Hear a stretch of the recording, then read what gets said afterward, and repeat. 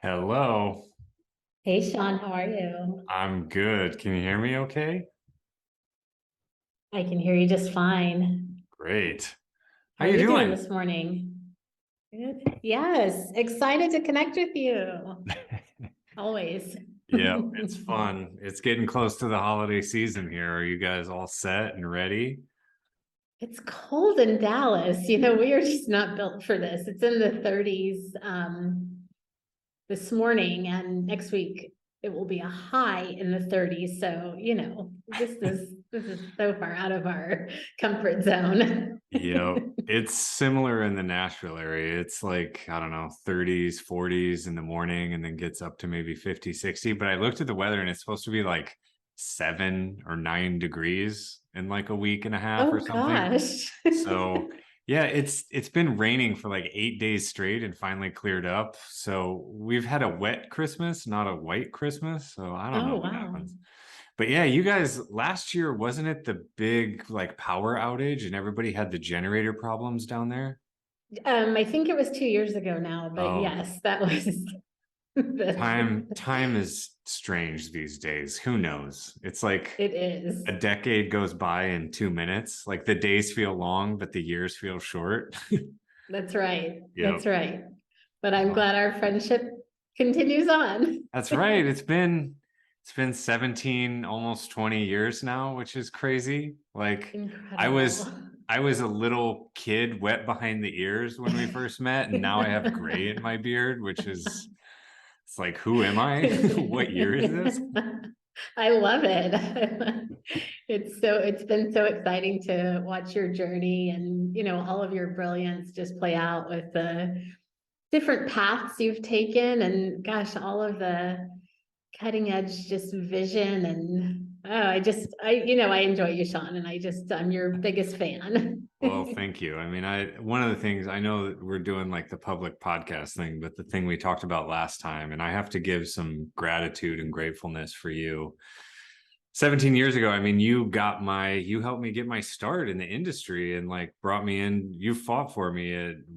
Back then was Watson Wyatt, then Towers Watson. Now it's Willis Towers Watson, and the names keep changing, but the people have still been there for like 20 odd years, which just says something about the culture. And yeah, I think if it wasn't, it was at a key moment in my life. And if it wasn't for you, like believing in me and doing that, I don't think I'd be where I am today for sure. So, like, I don't know. I'm just super grateful for you and your friendships. And I don't, for whatever reason, we've just stayed in touch over the years. And I think it's just a testament to like who you are and yeah, just the culture. And we've talked about it before. So, anyways, just thank you. And I appreciate you. And you're like, I will always do anything you need and have your back in life. So, whatever it is, if I can help, like, you got a friend in me, as they say.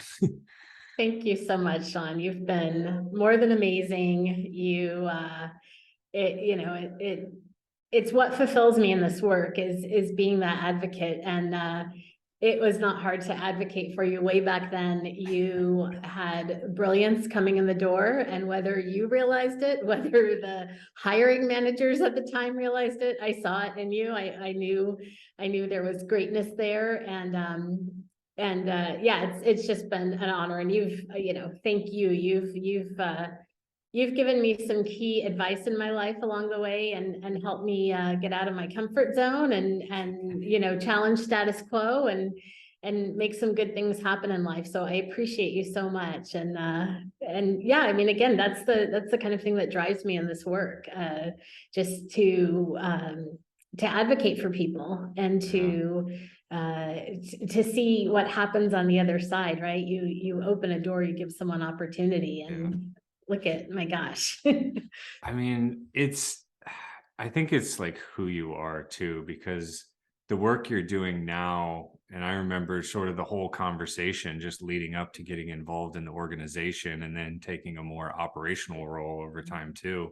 I mean, that I don't know as much. Like, I want to hear about it because I want to hear more about the organization from you and like its mission and understand it. But it seems like, from what I understand, and I've sat in on some calls and stuff recently that actually like is its mission. So it seems like you've like it's very rare in life for people to find like your mission, a company's mission, and like all the way through to how the value is created for people. So yeah, like tell me a little bit more about Perscolis and the whole situation there.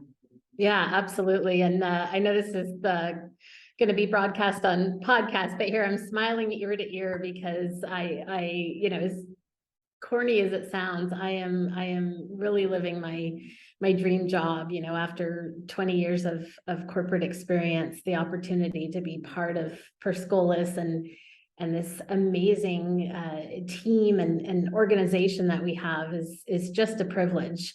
So yeah, let me frame it up for you. So the mission at Perscolis, right, it starts with our belief that a thriving workforce is really starting with equitable access to education. So we're a national nonprofit and we advance economic equity by increasing opportunity. We provide rigorous technology training. 85% of our learners are people of color, about 30% are women, though we do have some courses which are specifically designated for women. So some of our courses are 100% women. And it's key in so many ways for me, Sean. First and foremost, you know, reaching out to communities of color who have often been underrepresented in technology. You know, I look at people who look like me, who may have had a background like me. I was a teen mom, I think you know that. And you know, there's so many people out there that are so brilliant and just need an opportunity. Yeah. They don't need a handout. They need a door open. They need you know, they need an on-ramp. Yes. And especially with tech and all the greatness that tech is, we know, we hear all the time, whether it's Silicon Valley or elsewhere, right? People of color are such a small percentage of the population. They're underrepresented, as I said.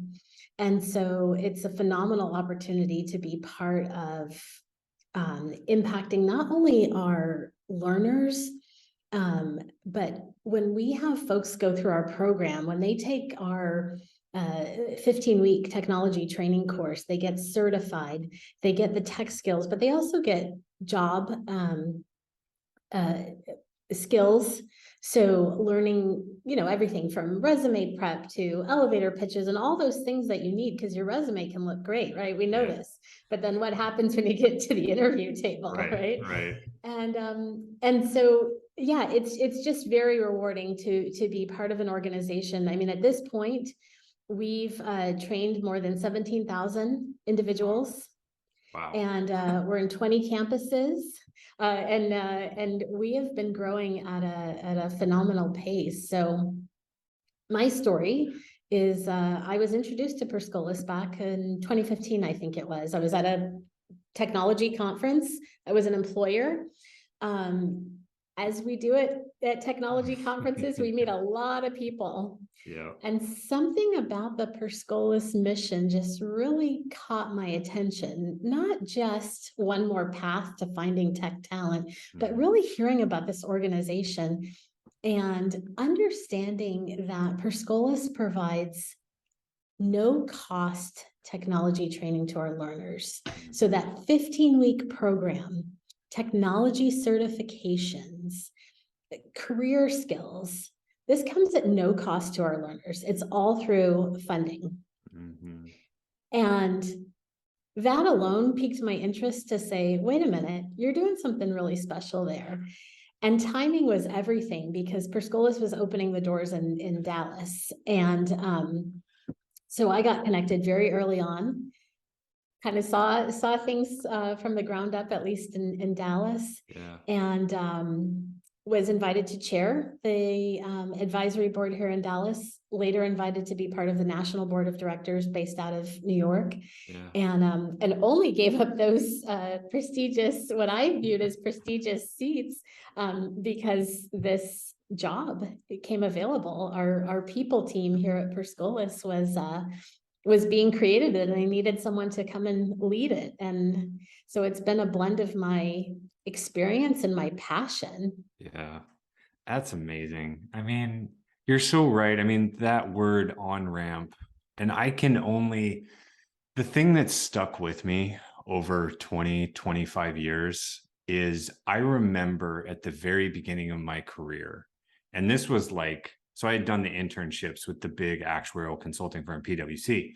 And then it was like 9/11 happened and the dot-com crash happened and the economy went to crap. And it's like, we've been living through that, you know, in the past 10 years over and over again, it feels like. So it was like, okay, you just got to find something to do. But I remember the feeling that I had. And the feeling was, I have so much energy that I just need a place to direct it. And like you said, I just need someone to open a door. And it's like a Ferrari in a garage, just waiting for someone to go, like, open the garage door and point at the racetrack. And it's like, Yes. watch out.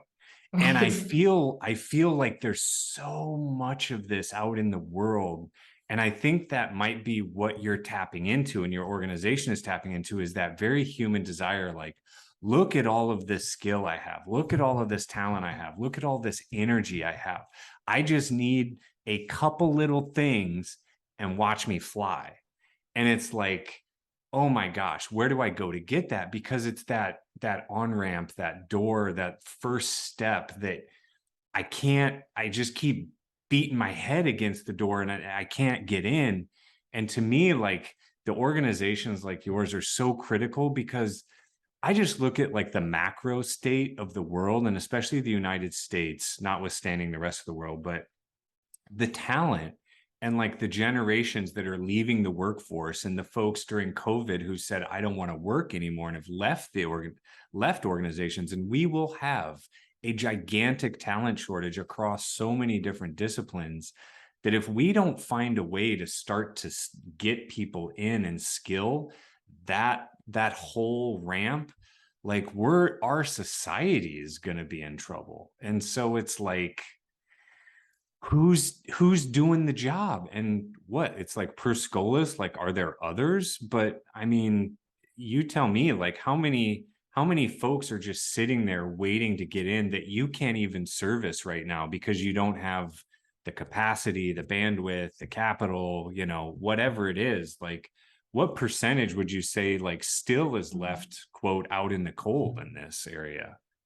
Yeah, Sean, you're spot on. This is a real issue. It's hard to say how many people are not being served. Yeah. But I can tell you for sure we have wait lists for our campuses. But the beauty of Perscolas is we serve adults of all ages. So this is not just an alternative to college. While yes, some folks come to our program straight from high school.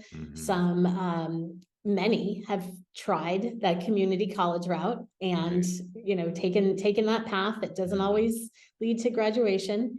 But also, Sean, we have people exactly like you described, individuals who may be working retail, may have been driving Uber, may have been doing a variety of things. I've also interacted with learners who, you know, I can think of one of our learners spent a whole career in city government, you know, retired, and then she said, you know, what am I going to do next? Right. And so one thing that I personally get satisfaction from, if you look at any of our classrooms, you can find on occasion a 20-year-old next to a 60-year-old, and they're learning together and they're inspiring each other. And so we have really diverse learners, and I was going to say diverse classrooms, not just ethnicity, not just gender and so forth, but paths in life, right? We all get to that point where we just need that opportunity. There are so many Ferraris in the garage, as you said, Sean. Yeah. So it's really incredible. So I told you the 17,000 number in terms of our alumni overall, but let me give you some perspective about our growth. Yeah. So last year we trained just under 2,000 learners across the country. And this year we're on track to train about 36, we'll end the year about 3,600. Wow. And then we'll continue to grow. So we've been on this upward ramp. There were probably 7 campuses when I started in 2019, started as an employee. Right. There were 4 when I started as a board member, but in 2019 we had 7. And again, today we have 20. So we have continued to grow very quickly, and even through the pandemic. Yeah. Our CEO, Plinio Ayala, is so passionate about the work, as we all are, but Plinio is just the picture of Perscolis in my mind, because he is so passionate about this work. And, you know, with my background, not being in nonprofit, being in corporate America, I've been around a lot of executives for you know, a couple of decades. And I've been in the rooms where executives get upset, and in corporate America, oftentimes that's the financials don't look right. The shareholders are not happy. We got to have profit. That has not been my experience at Perscolis. Our CEO, Plinio, he gets passionate about how can we help more learners? How can we take our mission further? How can we make an impact? Because it's impacting the learner, their family, the community. You know, that's where we get our satisfaction at Perscolis, is really making that impact. And I mean, that to me sounds like the ultimate growth loop anyways. I mean, what you're really describing there is staying totally focused on the point of value for your quote customer, right? And but you almost have like there's almost 2 major stakeholders. There's like the learner on one side, and then on the other side is, let's just say, the company who can then hire these skilled people. And then in the middle, and this is a piece that over the years I've become more and more passionate about, is, and you tell me if this is not the right word, but it sounds a lot like apprenticeship. And versus rote memorization of facts and figures in a textbook, apprenticeship is, this is the skill that I use in order to do a job and create value for my company, other people.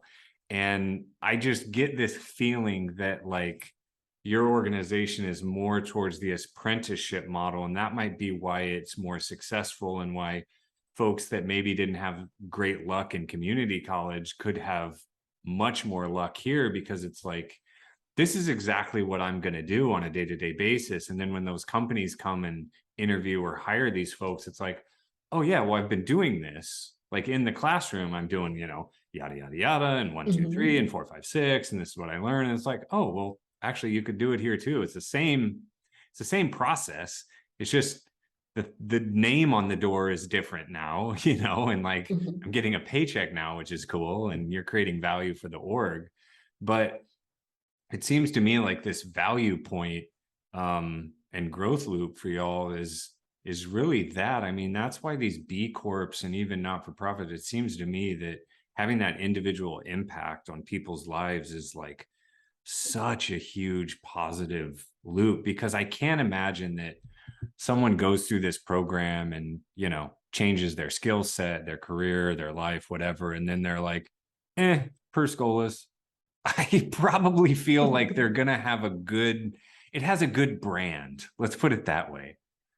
Yeah, I appreciate that, Sean. So I love the analogy to apprenticeships.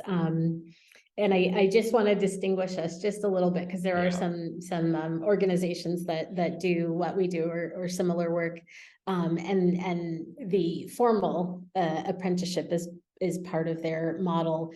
Our core model is really about putting people into full-time jobs, right?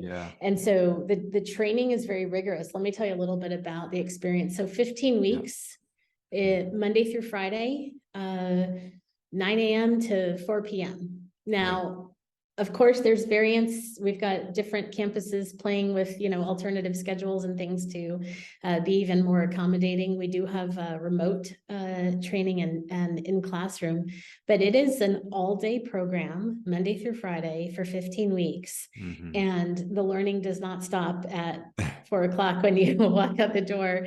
Our learners then go on to spend, on average, I'd say probably 2 to 3 hours each evening studying and preparing. So it is very rigorous training to prepare them for the certifications. And the other piece I want to share with you is, I love that you said we have a strong brand. I appreciate that, and of course I'm biased, but from an objective standpoint, our model is proven. So we have participated over the last decade and a half. Perscolis has partnered with best-in-class researchers to conduct 2 randomized control trials. Of course, those are the gold standard of evaluation. And so each of the evaluations have proven that Perscolis learners are more likely to work in tech, less likely to receive public benefits, even 8 years after the fact. Wow. And in fact, the research found that there is an $8 return to communities and local governments for every dollar invested in Perscolis training. Holy moly. 8x ROI. Yes. What? That's crazy. That's I know, nuts. Right. And our graduates earn $30,000 more than their peers over 6 years. Wow. So it's not just feel good, we like it, this is proven. This is changing lives. This is changing communities. I mean, that's crazy. Because you're talking about like 4 months. A little bit more than a quarter. Like you can literally change your life in a quarter of a year and be on a completely different trajectory. And that's the stats you just gave are like insane. If that's a public company or a startup, they're going out to raise capital from venture capitalists and they're just salivating because they're like, I've never seen growth like this. Right. I've never seen ROI like this. And I think, so I sat in on the call last week, and on the call was a member of your organization, a member of the Koch Foundation, which is like, it's up there with like Bill and Melinda Gates Foundation, and then a gentleman from Google.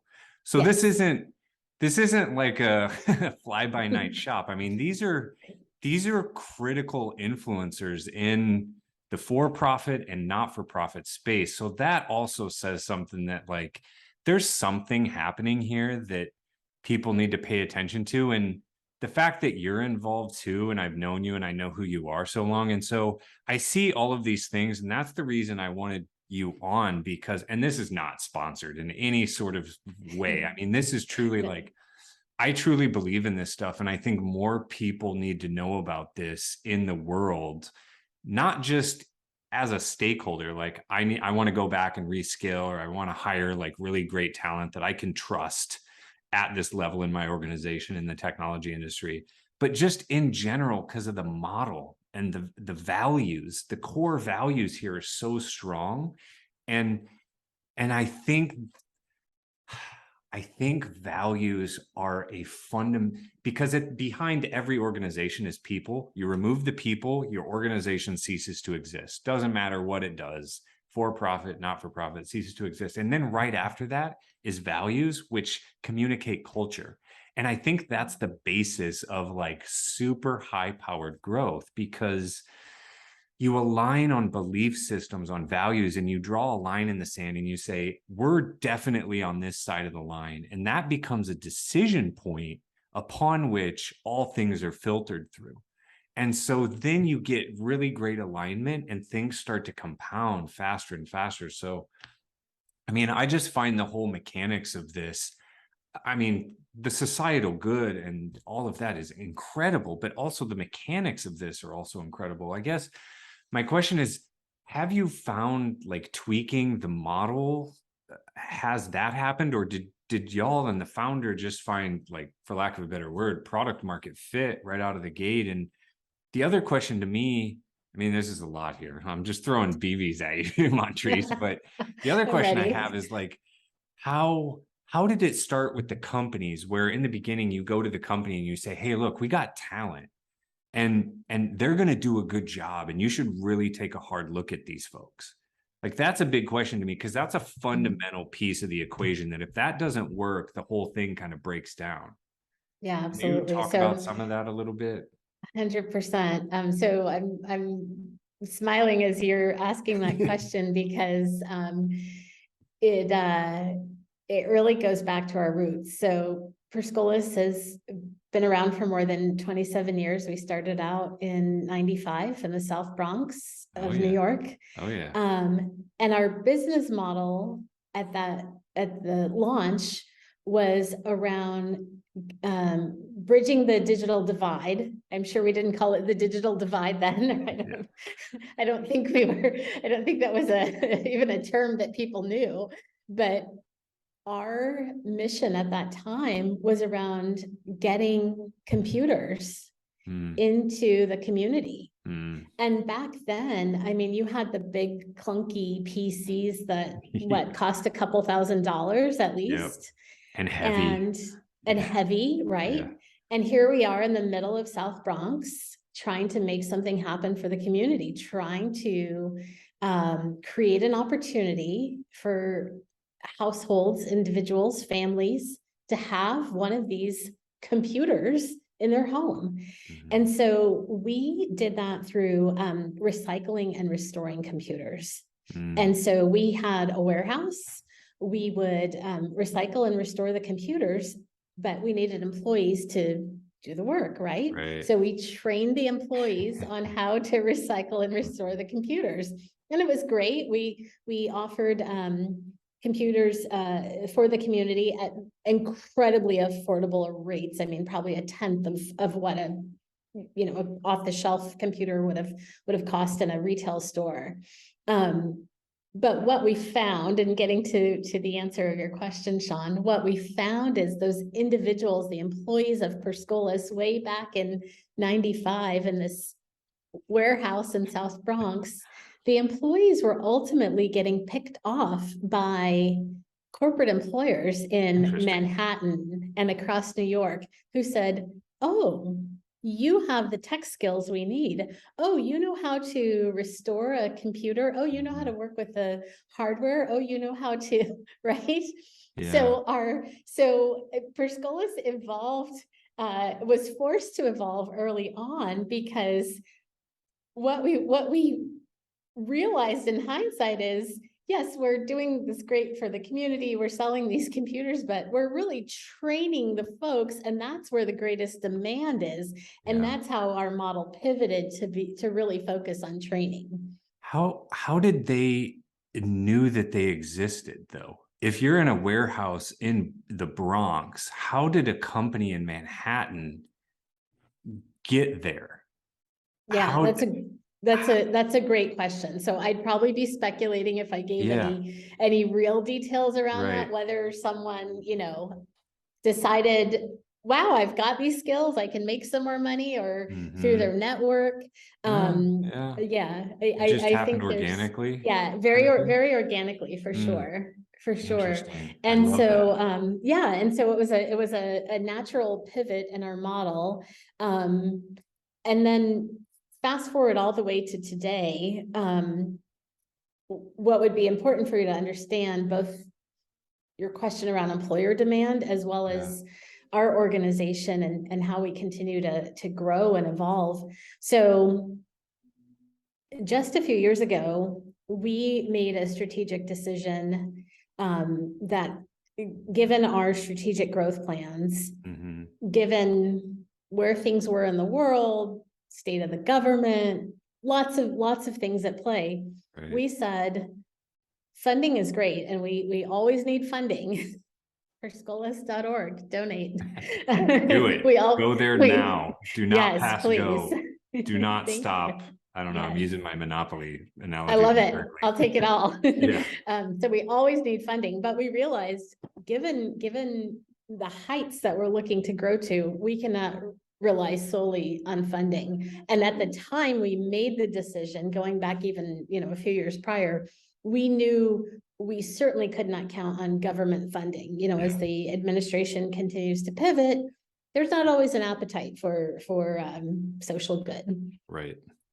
And so we said, okay, we're going to carve out a percentage of our business to be a self-sustaining model. Mm-hmm. So what we do, Sean, is we have a small sales team. We reach out to employers like Barclays, American Express, like all the the prestigious names that we all know, right? Yeah. Because tech is everywhere, right? Right. Yep. And we offer opportunities to provide customized training.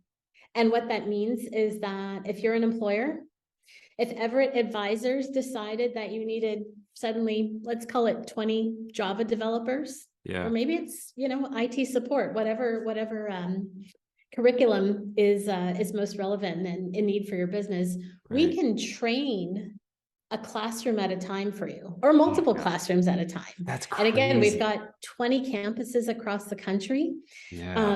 And so when we do that corporate employer funds the cost of a full classroom. Oftentimes an employer doesn't need 20, but maybe they need 10 to 15, right? Right. And so in our best relationships with corporate employers and in these customized relationships, and in our best examples of this, the employer comes on site every week. So I mentioned this career advancement training is what we call it, this professional development, professional development. Right. The employer is on site when we're doing mock interviews. Guess who's sitting across the table from the learner? Good. Right? Good. Guess who's Game time working with them on the situation. resume? Exactly. Yeah. So for the employer, it's such a win-win because, okay, here's your talent. Your talent is going to be trained in exactly what you want because we customize. Yes, you need a Java developer, but like you said, ABC 1, 2, 3, this nuance that is beyond what I do in my day job, Sean. This technical need that this employer has, right? We customize that. So they're getting a classroom of individuals with exactly the skills they need, but they have the benefit of being on campus with those learners each week if they choose to do so.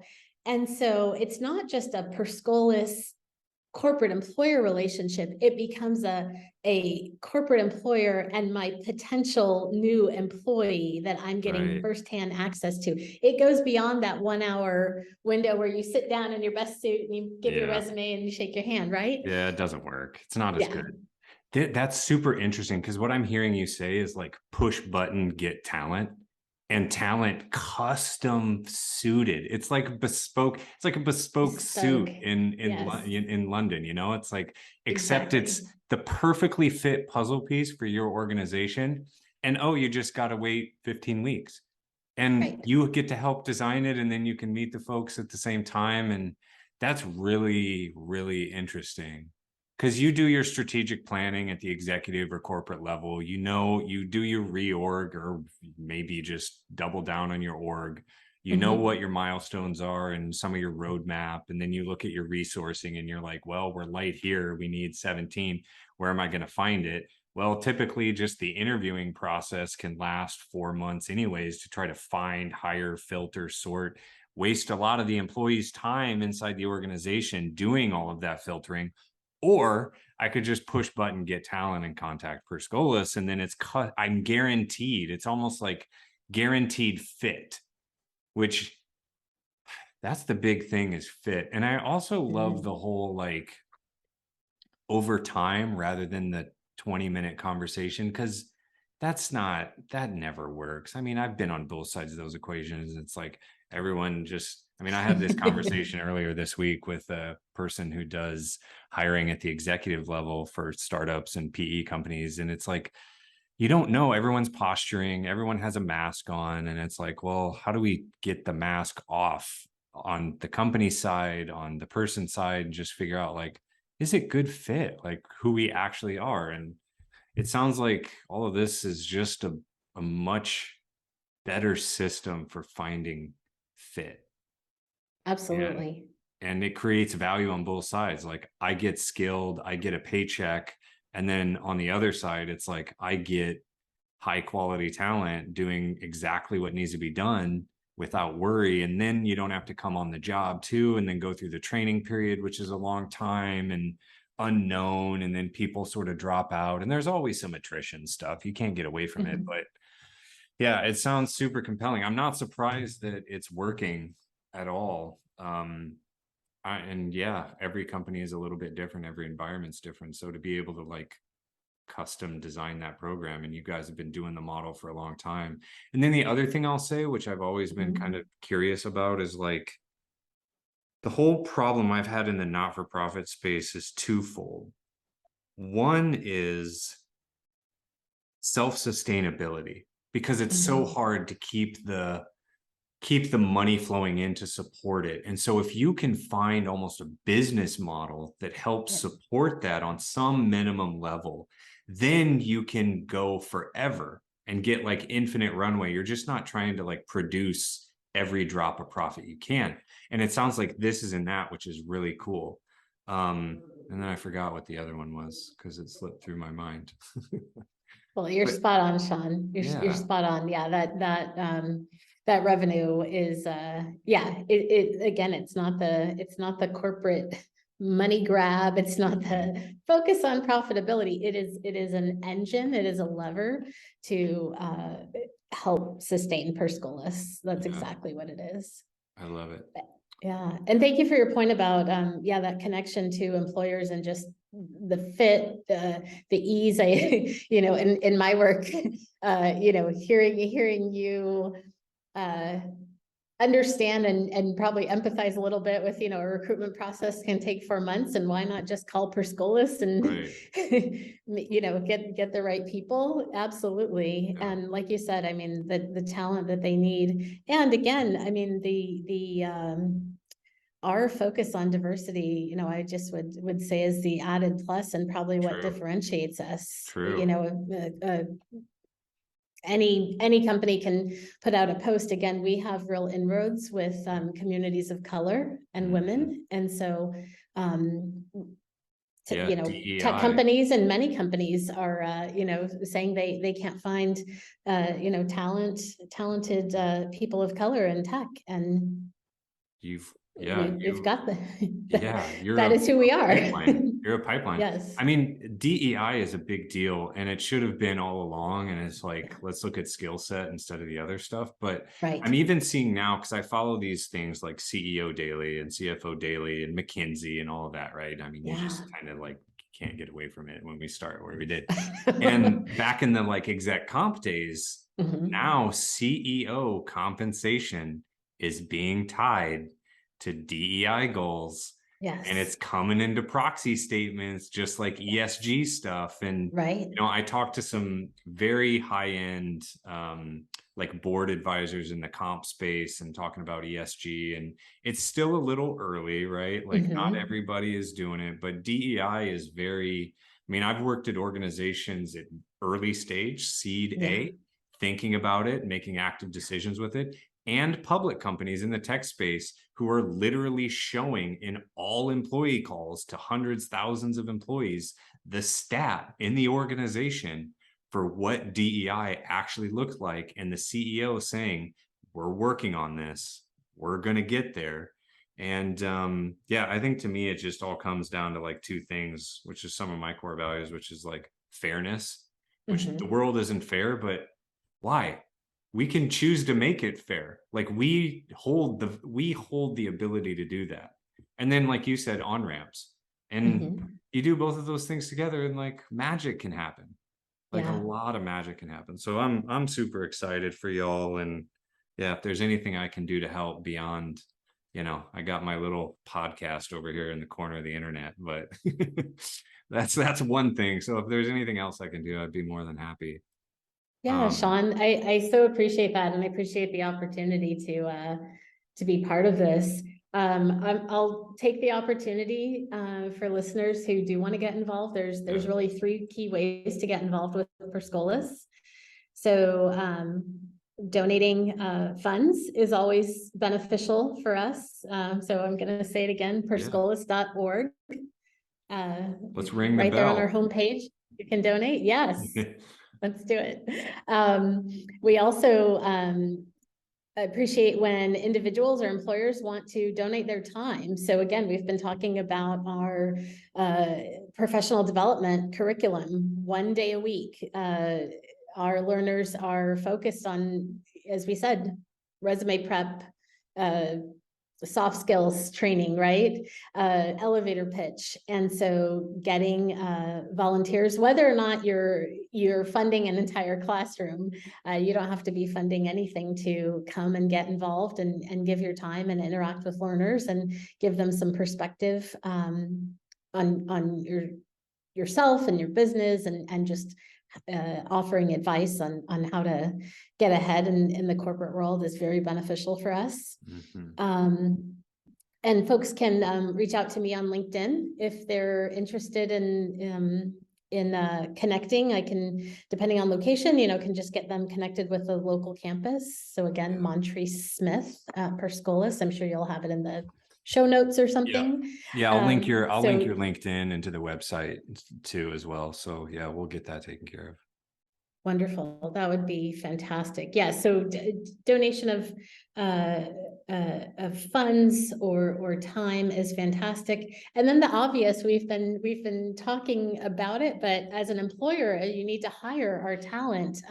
Would love to hear from you. Would love to get you connected with our rich pipeline of talent, whether it's individuals who are graduating. I'm here in our Dallas campus today, and we're going to be graduating our next cohort of individuals. It's an exciting time. I was in Columbus, Ohio recently, and we graduated our first Tech Women of Color cohort, which was a tremendous opportunity. The entire cohort was women of color, and just so proud of these women and all that they have accomplished. And it was a big deal. We had some local government in attendance and speaking, and it, something we're so proud of. But yes, love for people to get involved, whether you want to donate money or time, or you want to hire our grads, please reach out. Perscolis has something to offer for everyone. I love it. Great. Do it. Do the thing in the holiday spirit. I think it's a good thing. Great. Cool. Well, I want to switch gears slightly because I'm very curious about the future. And so specifically with you, and I'm curious, like, where's your head at these days as you think about just the world, just Montreece Smith, and like, where do you want to go? What do you want to do in, let's say, the next 20 odd years, of life and professional life? Like, what are you thinking about? Everything that you see, the filter in your own brain that comes through your own heart. What are you thinking about these days? I'm very curious. So very interesting question, Sean. It is fascinating to see what's happening in the world today, and I'm sure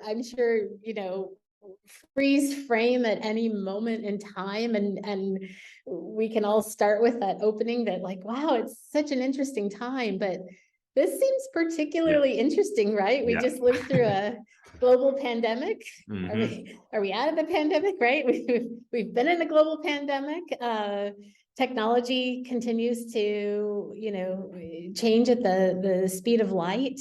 I am personally very curious to see what's happening with AI, Yeah. and all that's happening there.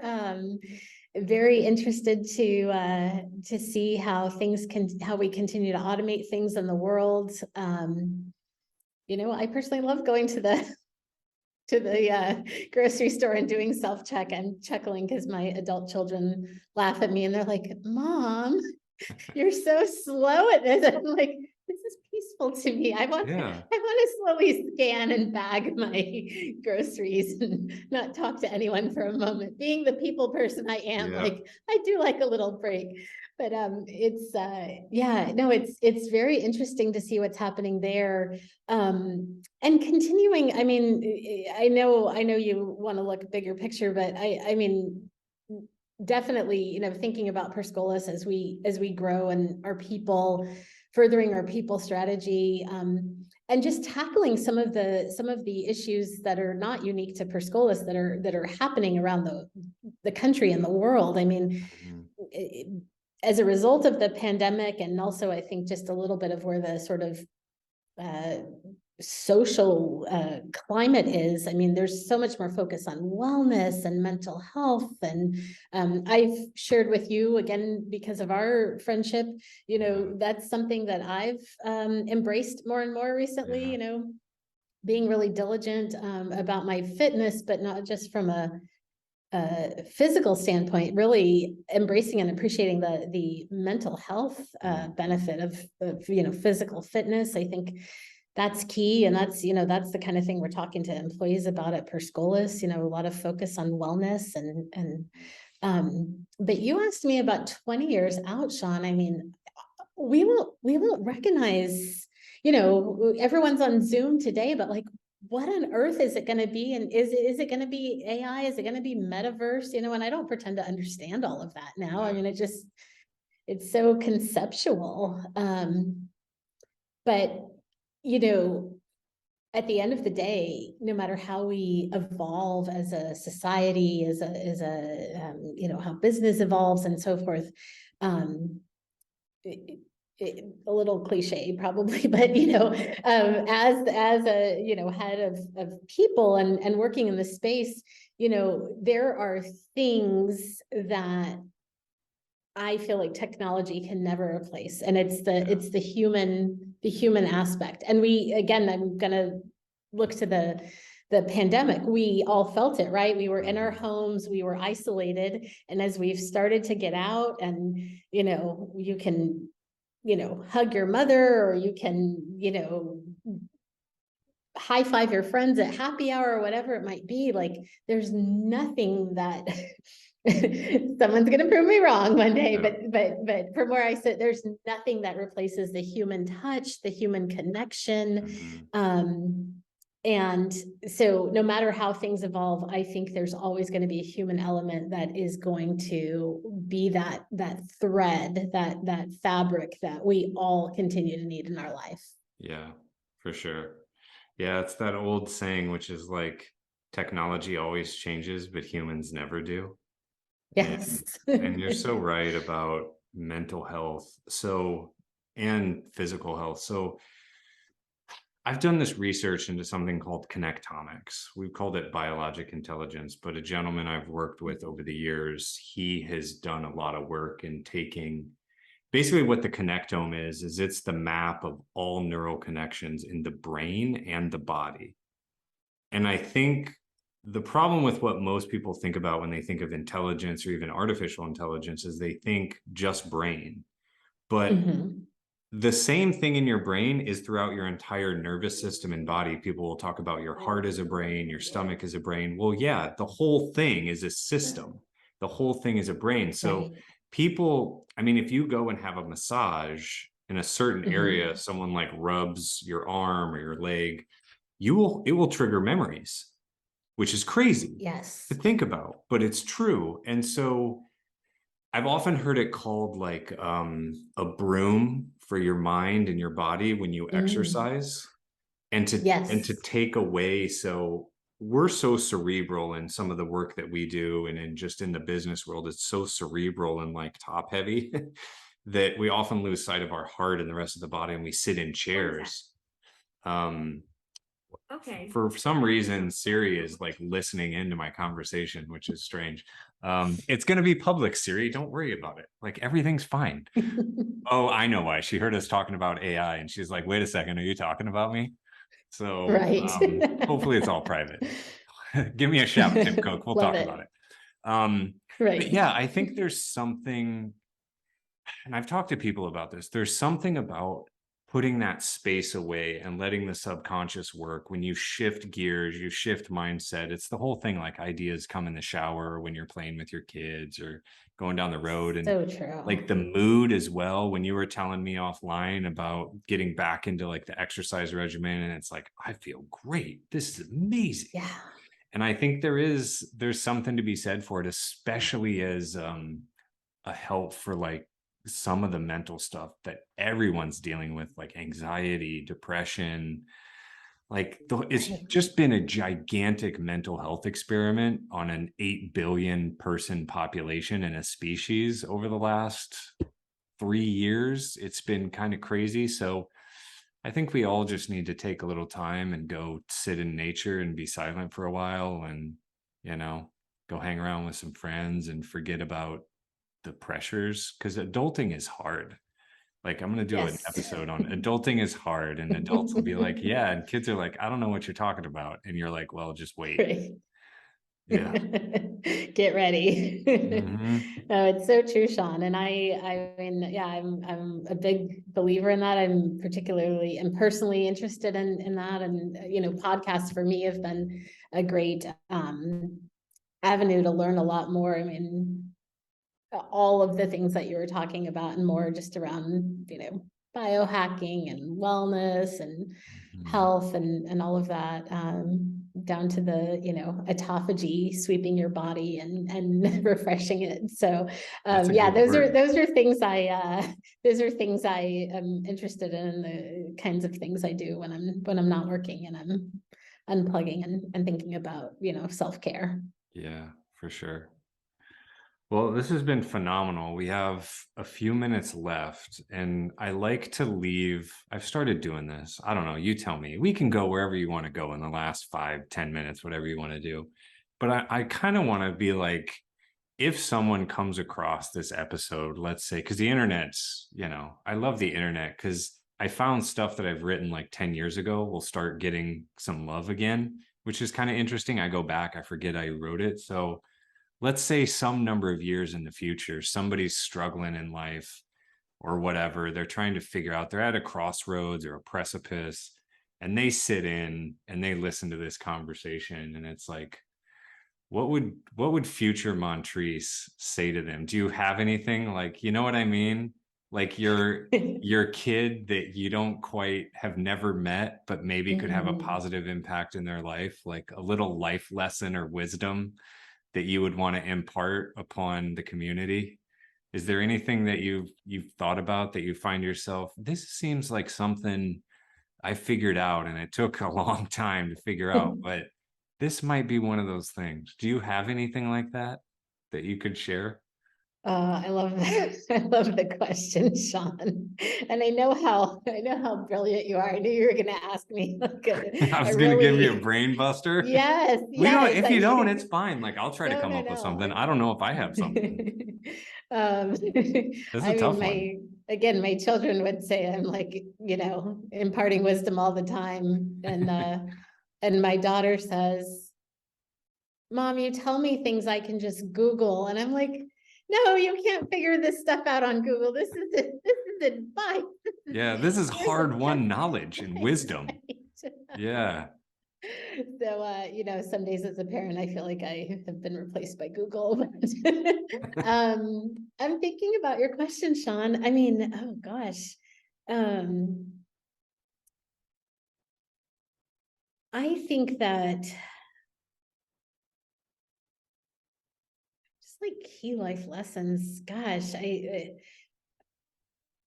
there's something to be said about patience. You know, so I remember, especially in my younger days, but you know, patience is an ongoing work in progress.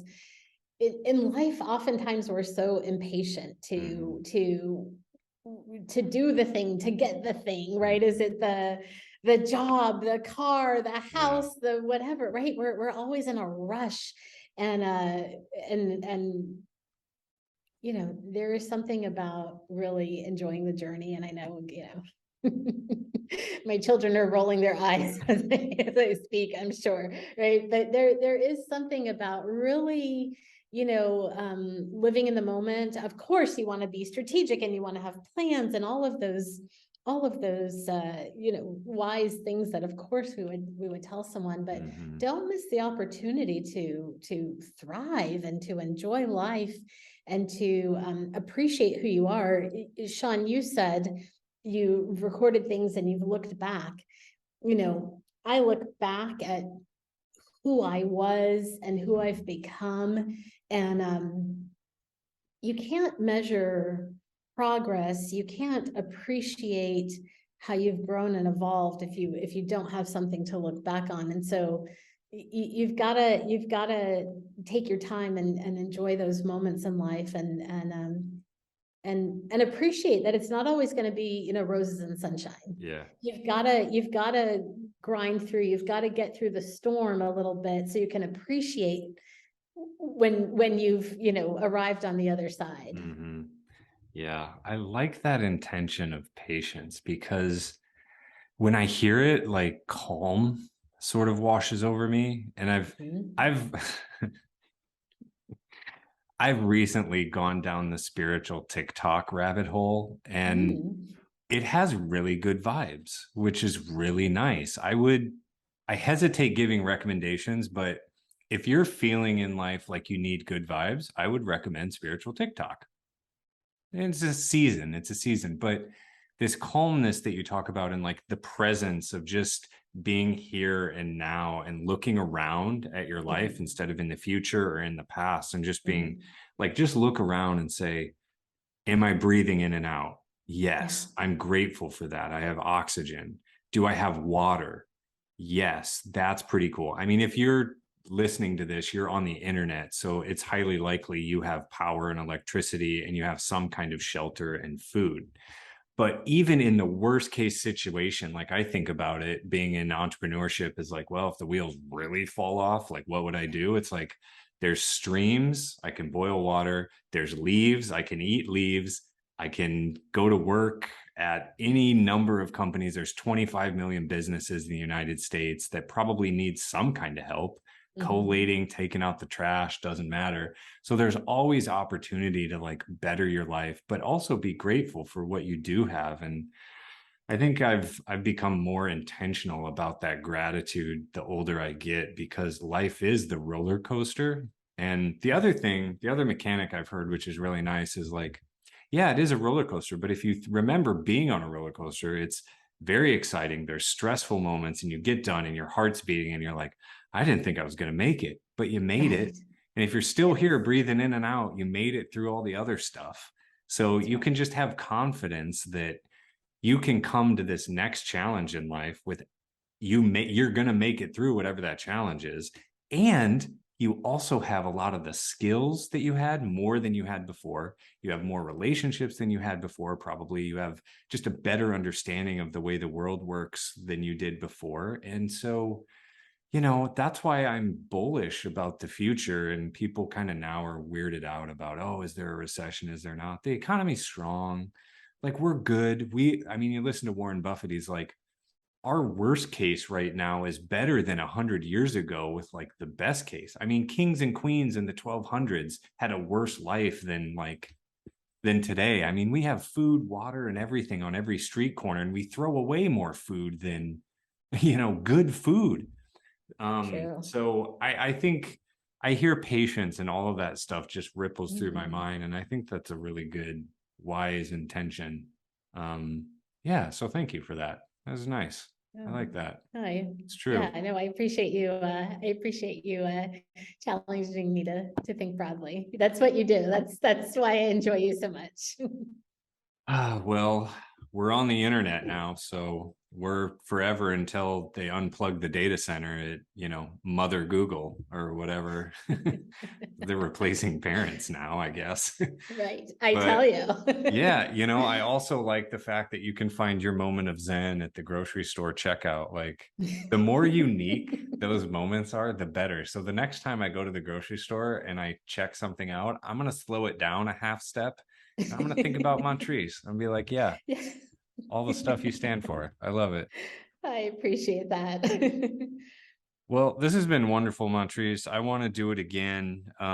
Keep me updated with everything that's happening with your world, all of it, like, I just love you to death. You're a really good human and you're highly capable and skilled and you have an amazing head and heart. So yeah, I'm a big fan and always will be. So if you need anything, I'm a keyboard away, Oh, thank you type so out a much, couple, Sean. smash the keys and I'll respond. I always respond. So You always respond. I appreciate you so much. Thank you so much for this incredible opportunity. Grateful for your friendship, grateful for this opportunity to showcase Perscolis, and I look forward to coming back again in the future. yeah, it'll be fun. Well, I'll get the thing ready and I'll send it to you. You can review it before we ever, publish it or whatever. And if we need to make any tweaks, we can do that. Not a big deal. And yeah, we'll just go from there. Happy holidays. Have a great time with your family. And here's to a beautiful 2023.